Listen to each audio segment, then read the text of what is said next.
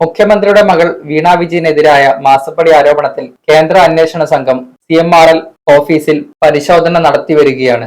ഇവിടെ നിന്ന് ചില നിർണായക വിവരങ്ങൾ ലഭിച്ചതായിട്ടുള്ള സൂചനയാണ് ഇപ്പോൾ പുറത്തുവരുന്നത്.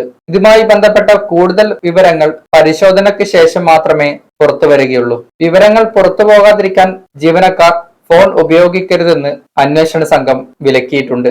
മുൻകൂട്ടി അറിയിക്കാതെ എത്തിയ അന്വേഷണ സംഘം കമ്പനി ജീവനക്കാരോട് മൊബൈൽ ഫോണോ ലാൻഡ് ഫോണോ ഉപയോഗിക്കരുതെന്നാണ് നിർദ്ദേശം നൽകിയിട്ടുള്ളത്. വിവിധ രേഖകൾ അന്വേഷണ ഉദ്യോഗസ്ഥർ പരിശോധിച്ചു വരികയാണ്. പ്രതികൾ കുറ്റക്കാരാണെന്ന് തെളിഞ്ഞാൽ അറസ്റ്റ് ചെയ്യാൻ പോലും അധികാരമുള്ള ഏജൻസിയാണ് serious fraud investigation office.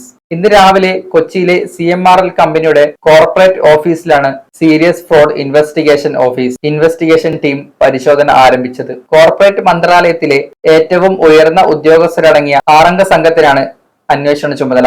Aluva corporating office deputy director Arun പ്രസാദിന്റെ നേതൃത്വത്തിലുള്ള സംഘമാണ് പരിശോധന നടത്തുന്നത്.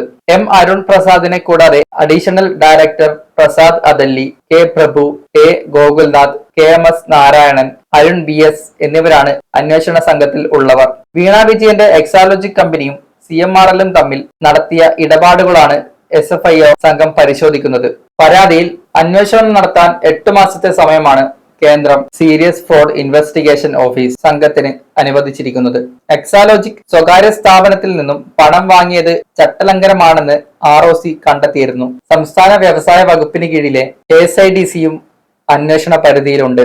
കാർത്തി ചിദംബരത്തിനെതിരായ Aircel Maxis case, Popular Finance ചിട്ടി തട്ടിപ്പ് കേസ്, വാസന ഐക്യർ കേസ് അടക്കമുള്ള കോളിളക്കം സൃഷ്ടിച്ച നിരവധി കേസുകൾ അന്വേഷിച്ച ഉദ്യോഗസ്ഥരാണ് സംഘത്തിലുള്ള അരുൺ പ്രസാദ്. എക്സാലോജിക്കിനെതിരായ SFIO അന്വേഷണ പരിധിയിൽ പൊതുമേഖലാ സ്ഥാപനമായ KSIDCയും ഉൾപ്പെടുന്നുണ്ട്.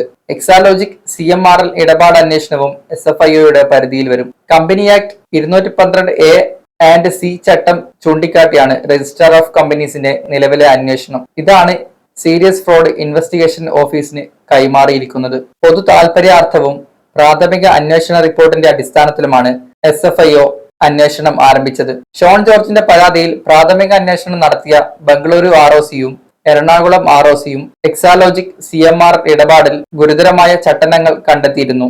ഇതിനു പിന്നാലെയാണ് കേന്ദ്രം SFIOയ്ക്ക് അന്വേഷണം കൈമാറുന്നത്.